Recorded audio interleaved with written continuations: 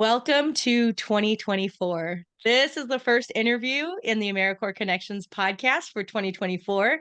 And I couldn't be more than happy to be kicking off this year with my friend, and an AmeriCorps alum, and an AmeriCorps guru, and a database guru who forced me to learn how to use Salesforce. I appreciate the kindness and the support.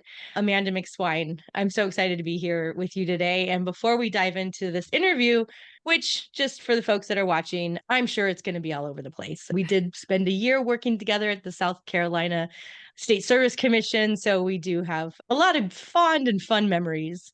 But for those of you that are new, that are just coming across this AmeriCorps Connections podcast, my name is Nikki Fiacco, and I'm the founder and brainchild of this platform where we bring AmeriCorps alums together and just hear and reminisce about their national service story. And then one of the things I love to do is learn about what they're up to now. We have more than 1.2 million folks who have gone through AmeriCorps and now are alumni. And I'm just interviewing and connecting with a fraction of a fraction of a fraction this past year in 2023, because of the AmeriCorps Connections podcast. Some of these folks that have been interviewed have actually seen and interacted with each other in the flesh, like in person. So I'm just really excited. I'm super excited to be starting off this new year with some exciting news.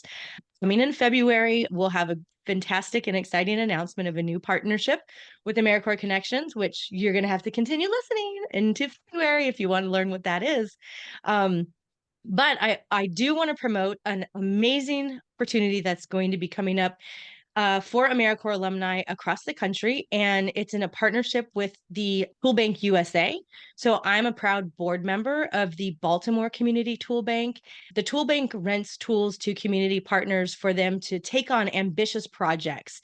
You can rent tools from hammers and wheelbarrows to tables and cones to protective glasses, heaters, coolers. You think about it, it's a huge warehouse, and these tools for change make projects in our communities happen. And I'm just going to pull this up really fast. I'm so excited about this. Da-da-da-da.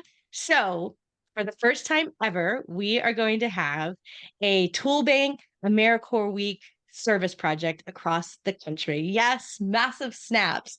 This came out of a crazy conversation I had with the executive director of the Baltimore Community Tool Bank, Noah Smock, who was interviewed on the AmeriCorps podcast at the beginning of the season. I believe it was in March.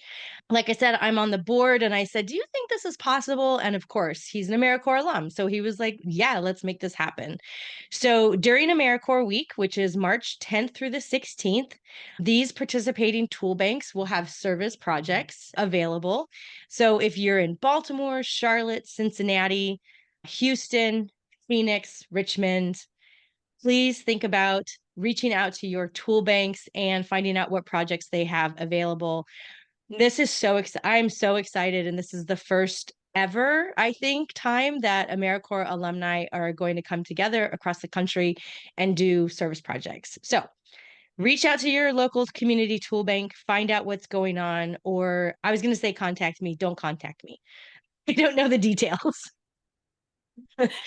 So that is my promotion. Oh, one more promotion, I will say. Very great product placement from Back of the Napkin, Dana Benjamin, who is also a friend of Amanda. So we do not know what is in this cup, but it is the cup that I am using to drink my beverage as we do this recording. So without any further ado, I want to jump right into our first guest of 2024, Amanda McSwine, who is currently working at Civic Spark. Oddly enough, when she applied for this job, I said, holy moly, I interviewed an AmeriCorps member from Civic Spark. One of my first interviews was with Julia Garcia, I believe was the member. So Amanda, tell us all about your story. Who are you? What are you excited about? What was your service? Let's just dive in. Let's start with what program did you serve in? Sure. Also, great intro, and congratulations on all of the products and the new things coming up. I'm so excited to see this platform flourish, and I'm excited to see where it goes. And yes, also thank you for the podcast with Julia Garcia. That was super helpful as I was learning more about when I was in the interviewing process. But before we get there, then yeah, so I actually served 3 years as an AmeriCorps VISTA. And I'm sure anyone who has listened to your podcast knows that AmeriCorps VISTA is the capacity side of AmeriCorps capacity building with a specific focus on alleviating poverty in whatever area that you are in. So I did 2 years with Newberry College as a part of South Carolina Campus Compact. So I was at Newberry College in Newberry, South Carolina. And then my last year was actually with the United Way Association of South Carolina slash the South Carolina Service Commission. And I served as a VISTA leader for my last year. So yeah, I think there were maybe one or two others on your podcast that committed to service enough to do 3 years. Were a little bit crazy, but it was fun. It was a good experience. How I for those folks that like don't know the difference between Vista members and Vista leaders, tell a little bit about your experience as a Vista leader. How is it different from being just a Vista member? Yeah. So it's kind of like when you are in like a, let's say, regular job. We don't like to typically use that language. It's service. And you are promoted into like almost a supervisory role. So it's similar. It's not quite the same. So as a Vista leader, you don't supervise other members, you support them essentially. So a lot of the work that I was doing was about building the capacity of the program. So I did a lot of work on like creating a website to promote our program. I built timesheets for members to, do their time.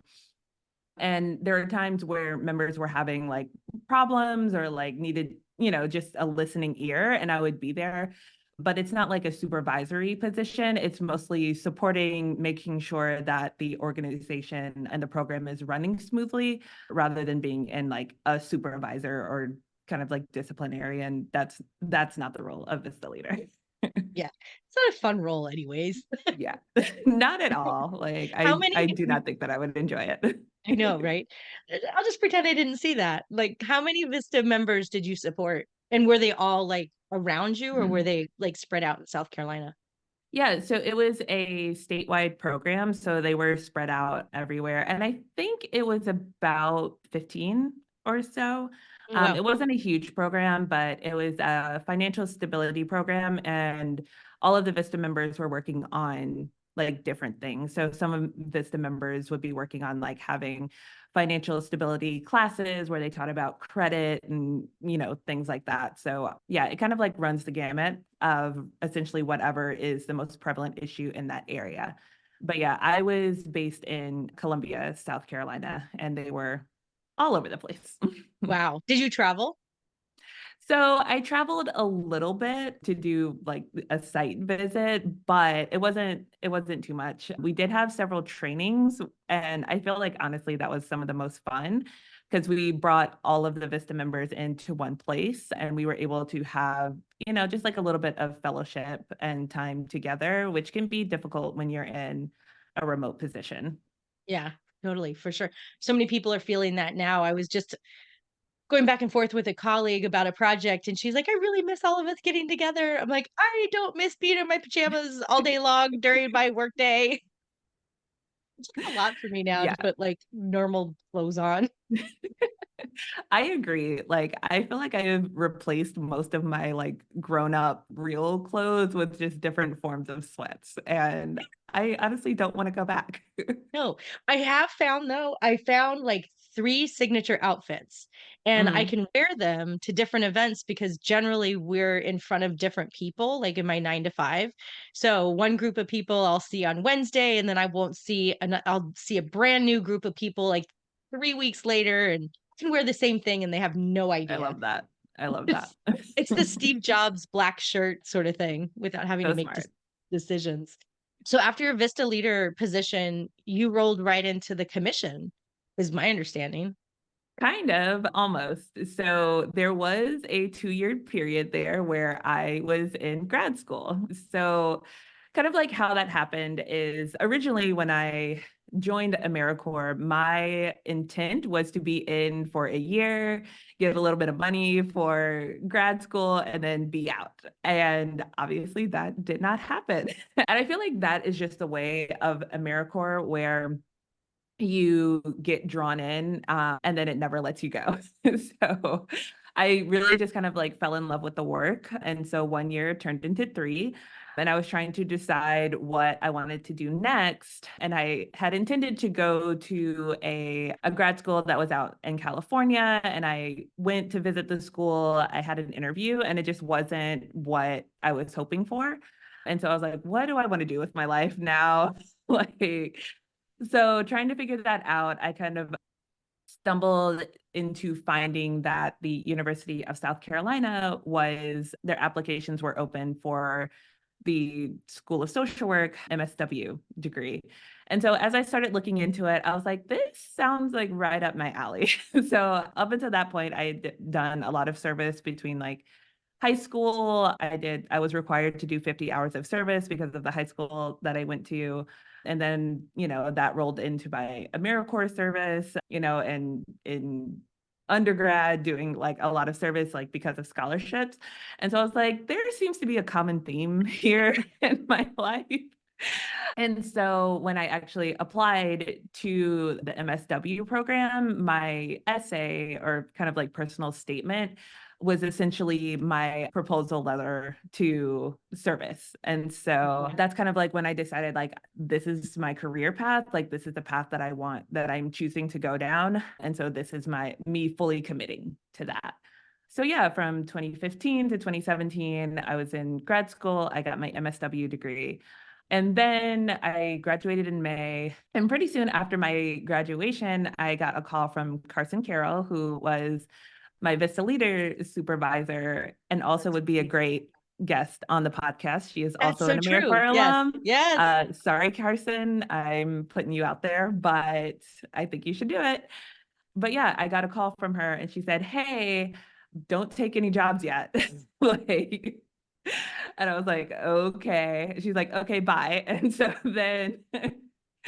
then months later, I got a call back from her and said, hey, like this job is opening up, please apply. And so kind of after that, the rest is history. And so I started in October of 2017 with the South Carolina Service Commission. Yeah, and I was there until, let's see, 2023. So a good long time, a good chunk of my experience has just been all in the AmeriCorps world. Yeah, I want to circle back to some of the different things that you did within the commission. But first, I want to just go back real quick to your personal statement about service. I'm Yeah. curious, like, so I don't know. Sometimes when we're talking about service, it's like this altruistic, I want to help community and I want to make an impact and da, da, da. And some people are like more specific. They're like, I want to make sure that 50 dogs are adopted every single year, or Mhm. whatever it might be. Like, I'm going to stop or I don't know, make everybody be able to read and have access to books. Probably will edit that out. But what was it? Do you recall like your personal statement and what was singing to your soul at that time? So that is a good question. I can't remember specifically, like what was the kind of through thread about like for my personal statement.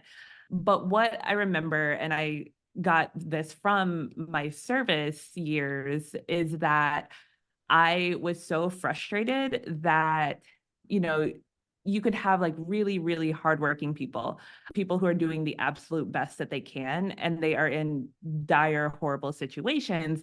And because of no fault of their own, it's just like the system and the Mhm. hoops that they have to jump through in order to, you know, pick themselves up by their Yeah. bootstraps. It's like impossible to do with all of this red tape and all of these things that are just keeping them in these situations. And so I was just so frustrated hearing that and seeing that over and over again with the people that I was working with. And so that's kind of like where I decided like this is where I want my focus to be on. I want to dismantle those systems that are putting people in these situations in the first place rather than just treating the symptoms of like the things that are happening because of it. And I think in one of your previous episodes, you were talking about, who's throwing the kids in the river in the first place Yes, when you're, upstream. yeah, yes. And so for me, like my focus has always been, let's go down the riverbank and figure out why the kids are falling in the first place. And let's stop that. And then that way we don't have to have this huge system of fishing the kids out of the river, putting the blanket on them, giving them shoes. Like if we just stop it from the beginning, then we could, I don't know, for me, have so much more impact.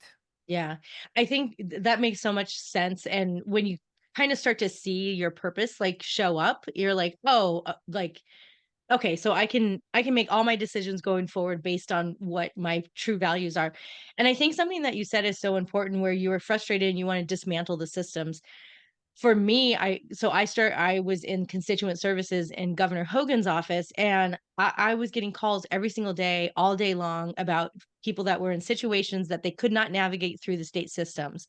And it was my job to try to connect them to folks that could help them do that. And it was exhausting. And I Yeah. have resources and I have privilege and Yeah. I had a full-time job and I had insurance and all of the things. And I was tired and I wasn't even Yes. advocating for myself. So I couldn't even imagine these people who are taking off, or folks that are taking off work to try to get to SNAP benefits, and then they're not seen, and then the office closes and they still don't have SNAP benefits, and they've taken a day off work and they can't go in the next Yep. day. Yeah. When we think about that, like on a big picture, it is so overwhelming. It's like Yes. we can't go into the Department of Health in South Carolina or in Maryland and change the whole system, because there's so many prongs in the system. But I've found that if I can, and this is kind of through some of the service, if I can just do my little piece, like when I was with the commission, what program can we make sure we fund? what what pathway can we open up? And that's kind of this, really the genesis of this podcast, is let's connect each other, because we have resources and connections, and you might know a job opportunity that's open, you might know, some professional development that I could take that might help me do whatever. But I just wanted to double down on, like, folks out there that might feel like, yes, I want to dismantle the system, and you get into it, like when you get into the commission level, you're like, there's a lot of systems. Yeah. Yeah. you know and it can be so frustrating, but it's like, just keep going, just keep going and go Yeah. small, and then that small little, like, effort will blossom. Yeah. Actually, Nikki, one thing that you said to me when we were still working together at the commission was the idea of the beautiful work.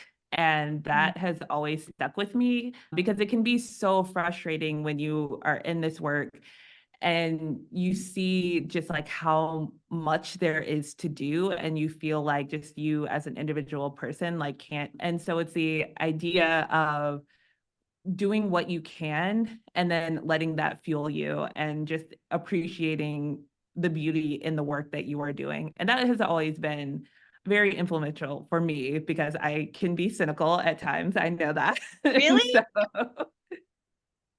yeah, I know. I'm sure this is a surprise to you, but I would not say, no, I would actually not say cynical. I think realistic would be probably the a better definition of it, and also just cautious, and not cautious in like a afraid to do something, but like, I'm the kind of person, I'm learning not to do this, where I just jump in with, I'm like, sure. Oh crap, this isn't even water. I don't know what this is, right? Like, it's taking me under the water.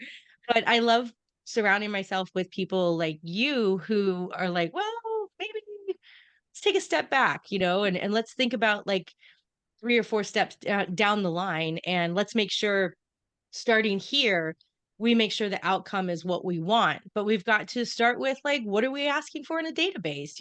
What kind of yes, yes, information do we need to know, and how are we going to store it, and how are we going to get back to it, and who's going to use it and see it, and does it really matter? Right? And where I'm like, wait, I'm down here, I want the prize. Let's just well, things. this is why we work so well together, Nikki. Yeah. Yeah. So those are all such great stuff. Thank you for reflecting on your service and explaining that. I think it's going to really hit some people. So when you did your work in the commission, what were some of the different, first of all, what was your growth path? Because, jumping into a national service commission is like, oh, I think I know what I'm doing. And it's like, wow, this is a lot of stuff. So what was your kind of trajectory and what were the different things that you focused on and felt like were important for the commission? Yeah, you are really testing my memory here. So I'm trying to remember what my official title was when I first started. I think it was maybe program operations manager. It was I probably don't like know. fix all It's things. I mean that I feel like it was program operations manager. It was something like that. But essentially my job, it evolved, but it was always around like building systems capacity and essentially like making the work flow a little bit easier. So it went through a few iterations and of course, like when you first start, I'm fresh out of grad school, like really the only experience that I've had is with AmeriCorps, so I'm learning to become a professional really. Yeah. But actually, the first, almost year of my work was just writing policies and procedures. So up until that point, the commission did not have any like official written down policy or procedure manual in how we do things. And so that can be difficult when it comes to AmeriCorps because so much of it is like you have to do this thing and you have to follow exactly what the Code of Federal Regulations is and all of this stuff. And so up until this point, a lot of that information was just living in people's heads. Mm. And so I really appreciate kind of like this learning process for me because it really helped me to define some of the systems that I use in order to, do things and like build processes and flows. And also, again, shout out to Carson Carroll, who was my supervisor as when I joined the commission officially as a staff member, who, nurtured that in me and was able to kind of like let me explore and figure out how like what kind of professional and what kind of systems and things I wanted to build and how to do that. So my first year, I basically just interviewed every single person on my team and said, here's this thing that you do. Please explain to me how you do it. And I recorded those interviews and I took what they said and I just wrote it down and tried to find ways to make it make sense that it wasn't in someone's head and on paper. And also shout out to One Star, which is the Texas Yes. Service Commission, because I borrowed a lot of policy and procedure language from theirs, which are already like beautiful and well thought out and all of that. But yeah, Well, so that was essentially and my I first year. yeah, and going back to that so I was in the commission world from 2019 to 2022. And that's one of the things we did. We shared resources, we shared Mhm. policies. Like there was our policies basically had to all be the same pretty much. The procedures were probably just a little bit different and the tools were Yeah. different. This is also something that this podcast has benefited me on some of these things. Like in my 9 to 5, I'm a communications director and my organization wants a communications plan. Well, I was on an interview with Jason Rose. He's a communications director for, I forget which town, somewhere in Idaho. And I was like, you don't happen to have a communications plan, do you? And he's like, yeah, sure. Here you go. And so like I was able to literally go to my boss a couple weeks ago and go, here's a communication plan based off of blah, blah, blah, blah. Like why should we have we're Yeah. all working in different fields but sometimes we can Yeah. support each other with resources, and that idea really came up for me based on the culture of the state service commissions, which by the way, folks that don't know what the state service commissions are, there is a state service commission in every state including Puerto Rico and Guam and DC, Mhm. and they pretty much manage, would you say, like 95% of the AmeriCorps funding that comes out of the federal government? Mhm. Right. So they're basically grantors in your state that grant AmeriCorps funding to different projects. And if you want to learn more, go to America's Service Commission website and read all about it. And join States for Service as an advocacy program or advocacy group. Anything you want to add to that? I also want to say shout out to America Service Commissions. I think you've had Chester on your episode who works Chad. for Ask, or yes, Chad, Chad. who works for Ask. And I think they are a big part of fostering that culture of just like share what you can. This work is already difficult. So why not support each other and share information and everything that you can? So I just I don't know what I would have done if it wasn't for Ask when I was working with the commission. I just thought of a ripple effect of America's Service Commission. I mean, they're amazing, hands down, no matter what. But they're impacting and creating that culture of shared knowledge and shared Yes. resources. That ripple effect and that footprint is massive. Thank you, Kyra and Rachel and Yes. all of the leadership on that team for creating that culture of not competing with each other, but sharing resources and supporting. So, wow, that was an awesome reflection. We love you, America's Service Commission. Want to We sponsor do. a podcast? Want to sponsor a podcast? Yeah. All And right. honestly, like I still am always on their website and their Basecamp servers, even in my work now. So yeah, Yeah. would not know what to do without them. Do you want to talk about your work now? What are you up to now? I mean, you did your Sure. commission. Yeah. What are you up to now? We've been talking for 30 minutes. Yeah. So, as I said, AmeriCorps National Service draws you in and never lets you go. So now I am actually working for Civic Spark, which is powered by Civic Well. And Civic Well is a nonprofit organization that supports leaders and communities that are responding to the climate crisis. Specifically, my program, Civic Spark, places AmeriCorps members into local organizations for about a year to work on a specific community or climate resilience capacity building project. And so Civic Spark is actually in its 10th year. So shout out to everyone on the team.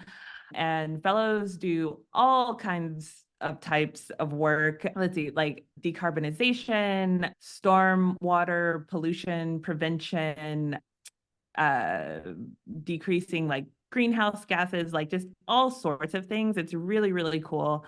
If you're interested in seeing the gamut of what Civic Spark Fellows do, you can visit the website.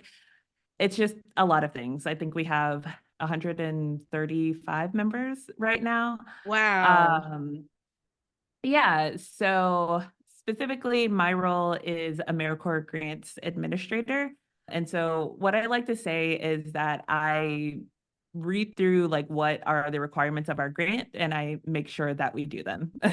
So that is the It's easiest just as way. easy When like I'm trying to that. explain to my mom what I do for a living, that's how I try to explain it. Because the AmeriCorps world is just so nuanced and has so many different facets that it can be hard for someone to, get understand what you're talking about if they haven't been entrenched in this work for so long. So in layman's terms, I just make sure we are meeting the requirements of our grants. Yeah.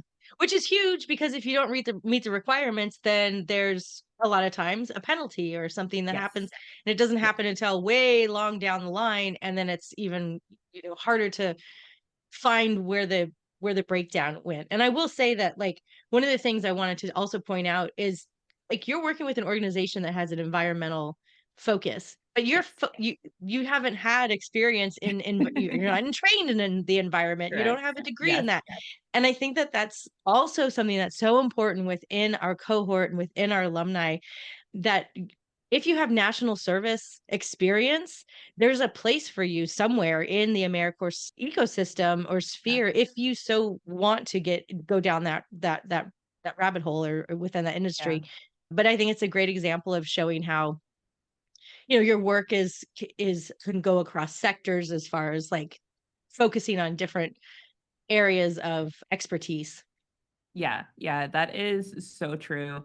And I will say, like, that was one thing that I was like, I don't like, in applying for this role, I was like, I don't have any environmental service experience and all of that. But it has been just so, so interesting learning about that and like becoming more entrenched with that work. And I will say, I am so impressed with the kind of like environmental fields and especially planners, like community planners, Mhm. they have taken such a intentional approach to incorporating justice, equity, diversity, and inclusion into their work, which has been so fascinating to see. And so I have just loved like soaking up and learning so much about this world. And yeah, like I think that is part of service. It just can take you in so many different areas and in so many different experiences that you weren't intending or weren't Yeah. expecting. And I think that is really why I fell in love in the work with the work in the first place. Can you give us an example of maybe an organization that's incorporating equity, diversity, and justice and belonging maybe into their programming? When I was kind of still in the environmental field, I remember when they were talking about incorporating making the sidewalk experience different. So it wasn't like the sidewalk was right next to the road. There was like this buffer of like plants and trees between the road and the person where they're walking, and the walkway was a little meandering. It wasn't straight, so that they were having people who were experiencing what we would like to, I guess, say vertical parks or horizontal parks. I don't know. Maybe I'm making something up that doesn't really exist. Whatever. Don't fact check me. This is not a fact checking podcast. But yeah, so just one example or two that you have found that you just think is pretty cool. Yeah. So again, I am new to this world, so don't fact check me either, friends. But I think one of the things that I was really impressed by, it was one of the, like, I think it's called the like American Association of Planners. They Mm, have several conferences and which I was able to attend, cool. yeah, in my work with Civic Spark. But some of the things that they were thinking about or were in the works. So I think one of them was like a park for people like with blindness so that they could like Mm, experience a park and like the structures and like be able to feel the things. Again, I will have to look up like actually what it yeah. was, but like some of that where they were just trying to make the areas that people live in more accessible to everyone and not Yeah. just like able-bodied people who, you know, like who we consider like the norm or who things are mostly made for. They were really intentional about including everyone and anyone who's going to be experiencing that space I in their planning. I feel like as you were talking, I'm looking at your background, and I'm just thinking like that way of thinking of including everybody with all their different abilities and the way we show up in the world, it's just gonna be like, I don't know, a little bit brighter and just more of a right, just more of it's silly to say, but more of an inclusive experience here on this planet for everybody, and everybody will benefit from that because okay, I'm gonna get woo woo, but if you like, if everybody is experiencing joy, then the vibration is lifted, and so even if I'm around somebody that doesn't has different abilities from me, if they're experiencing a park and they're finding joy in that, that's gonna affect me because I'm within their sphere of Yeah. frequency. That's so exciting to hear. I'm gonna have to look more into that. And how cool is it Yeah. that you get to go to conferences on like cross sector conferences? Like I went to Yeah, a no, planning it was conference. Like, definitely great. I've learned so much. And then you know me, I tend to not be woo-woo, but I also just like I love that idea that like joy is contagious and that is you know, that's just like an essential truth, like whether you are woo-woo or religious or whatever. And that is one thing, again, that I love about service is that not only are you experiencing so many new and different things, but like you are experiencing new and different people as well. Like there are so many people who I have crossed paths with because of service that I know that never would have happened otherwise. And so it just really broadens your horizons and your perspectives and just like your general like atmosphere of yeah, yourself, like and who you are and how you experience the world. yeah. I usually don't have titles for my podcasts. Well, I didn't in 2023, but maybe this is gonna be a 2024 thing, and maybe this one's gonna be titled "Joy is Contagious." I love that. I love I love that. I love that. Yay. So I also so you're with Civic Spark. Anything else you wanted to Yes. talk about with Civic Spark? I will say I am excited to share, and you might have saw this on LinkedIn, but so Civic Spark currently it operates in California, Colorado, and Washington State, and we are expanding into the Southeast. So I'm super excited about Oh. that. And I don't know, exactly when this episode is going to air, but our partner applications are open. So if you are an organization in the Southeast or in, the other states that I named, and you are interested in either learning more about Civic Spark or having a fellow or the types of projects that fellows work on, please reach out to me or someone on the Civic Spark team. We'd be happy to talk to you. And I really want to see the Southeast, especially South Carolina, because that's where I live. But I really want to see how Civic Spark can support the work that is already being done here, and provide additional capacity and support, for those really important environmental justice aspects. So anyway, that is happening. So if you're interested, please reach out. I love that. We'll make sure we put all the links in the show notes for reaching out to Civic Spark if you're interested in any of those opportunities. I'm hoping to have a pretty quick turnaround on these podcasts, so Cool. hopefully it'll come out next week. I'm recording on the 20th, January 20th, and the Sun and Mars. No, I forget what there's some.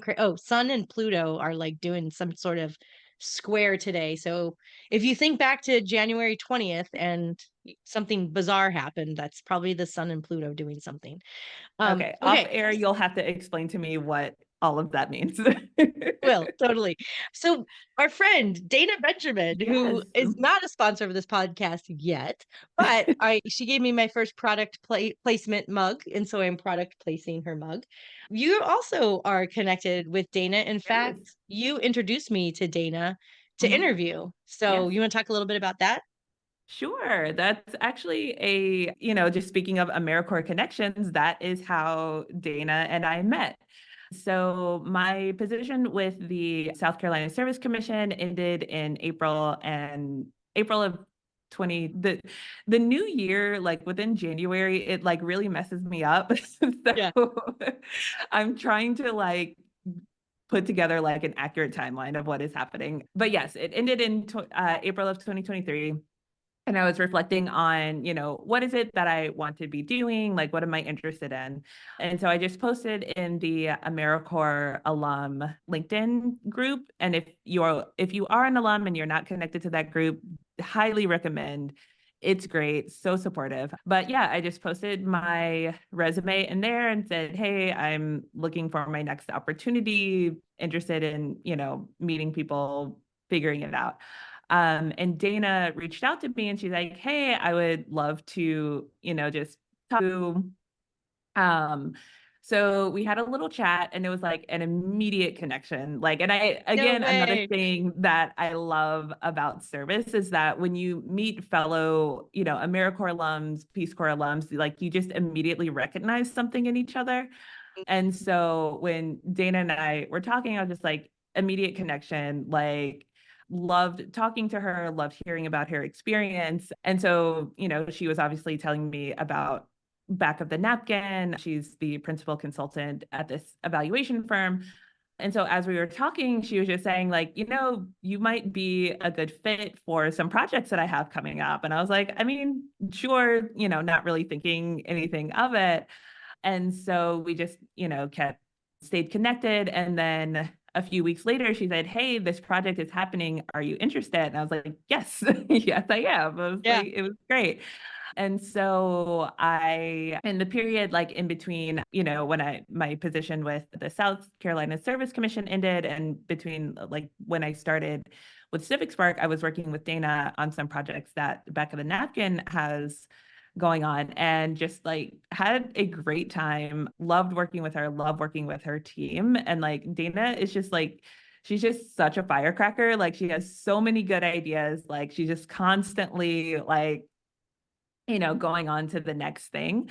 She's actually very similar to you in that way, Nikki. I think that you two are just constantly having ideas. And I think that is why I work well with people like you, because I'm always yes. And then how are we going to get there? Right. Yep. Absolutely. And so I think that is something Dana saw in me and was like, I need you to direct this because I will just keep having ideas and I need you to reel it in and make sure that we are actually doing the things that we are saying that we're going to do. So yeah, I have absolutely loved working with her, and I'm actually still working with Back of the Napkin part-time, just for like smaller projects. But it has been a great time. I've loved it. So So shout good. out to Dana. I know. Way to go, Dana. And yeah, when she was talking about her evaluation for NCCC, where I think they were planting trees for the salmon, and because Mhm. if they go upstream and it's hot, and then they had to do the evaluation. And Yeah. so she came up with one fish, two fish. And like, I need that kind of creativity in my life, Yes. like Yeah. all the time. No, I feel like I learned so much about Dana from your podcast. I was like, I didn't know this. Like, she's been very in the lead this whole time. That's so funny. That's so cool. Well, one of the things I wanted to incorporate into the podcast was kind of like, what are people excited about? Like, whether it's your professional career or personal career, some new skill. I think that you had told me that you try to learn a new skill every year. What is something that you have on the horizon or that you want to accomplish this year? What are you super stoked about right now, Amanda McSwine? Yeah. Now that you said my name like that, I'm nervous. Like, you say my government name like my mom. Like, am I in trouble? Just don't call me Nicole. I know. Like, if you put my middle name in there, then I'm like really in trouble. Yeah. Yeah. So actually, one thing that I'm super excited just like right now in this moment is the Richland Library. So I mentioned this to you before we started recording, but I'm actually at the library right now recording this podcast. I reserved a room to record in, and I actually reserved the podcast mic that I'm using right now from the Richland Library, their library of things. So they have like so many things that you can, similar to a book that you can just borrow. Like they have like pressure washers, they have like cooking utensils, they have this podcast kit, which is what I'm using right now. So you can just borrow things from the library. Because again, like I said, I was thinking about buying my own mic and I was like, don't do that. You don't need to do that. So I just borrowed it from the library, and then I have a week to rent it and then return it. And yeah, at no cost. So support your local libraries, friends. It's great. That is super exciting. So, library of things. So that's in Richmond, South Carolina, in Columbia, right? Richland, yes. Oh, Richland. Yes, library. And is that like a thing? I mean, I guess, did you look more into libraries of things? Because it kind of makes me think about the tool banks a little bit. Like, Yeah, yeah, the it's tool bank very doesn't have similar. utensils or baking stuff, Mhm. but I'm wondering if this is like a thing that libraries do, which would be cool to connect with the tool banks. So if folks are like, "Hey, do you have this?" and they're like, "No, but check out this library." You probably don't know, but do you know? Yeah, I am not sure, like which libraries do it, but it is a thing that libraries do.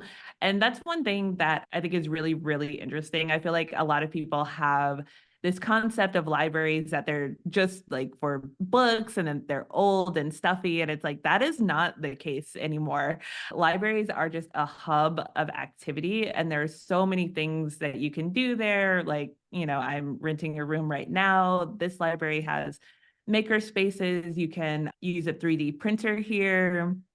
You can go to the business center. I've done interview practice with librarians before. You can, rent from the library of things. And, of course, there are books too, but there's just so much that you can do here. So I am a huge advocate of libraries. Definitely recommend everyone support their local library. Well, look at that. Wasn't that a fun 2024 endorsement for libraries? I Yes. see you running for library board in your Honestly, it's so funny that you say that, Nikki, because that is one thing that is like constantly in the back of my mind. Like, I desperately want to be on the board of Richland Library, and I'm trying to figure out how to make that happen. So, new politics helps folks. I don't know if it's a politically appointed or you have to get voted Mhm. on, but the new politics folks, Christina Flores, they might be somebody or an organization that you can reach out to and ask for support in that. I love it. Okay. Oh my God, this is so fun. Yeah. So speaking of new politics, I know one of your questions is eventually like, what would you like to see from Yes. alums?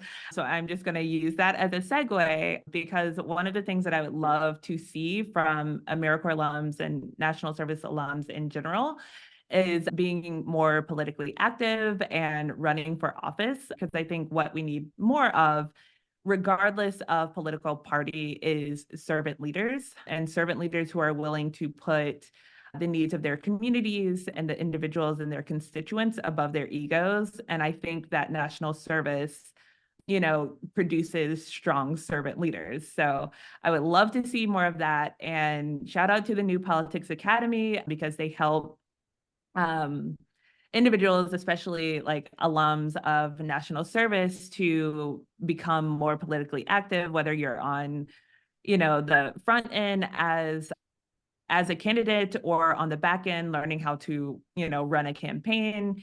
Either way, but yeah, I definitely wanted to shout out to them. The end, period. The end period. Drop the mic. Well, I love listen, it. this is from the library, so I can't do that. I have to take good care of it. I love that. I love the plug for the library and also New Politics. I agree. I was on there. They have a podcast and I was on that. I don't know if it's been published or not. And that was one of the Mhm. biggest questions. How would politics be a little bit different if we had more servant leaders? So I don't know, maybe Amanda's next appearance on podcast will be for New Politics and talking about servant leaders. But I agree. Amanda, this has been so fun. We could just go on and talk forever. Like we might as well just Forever. go Yeah. grab a glass of wine. I'll stop recording and we'll just catch up. But is there anything else that you wanted to make sure that not only the AmeriCorps alumni hear from you or know, but just the broader audience that might be listening to this that may not have national service background?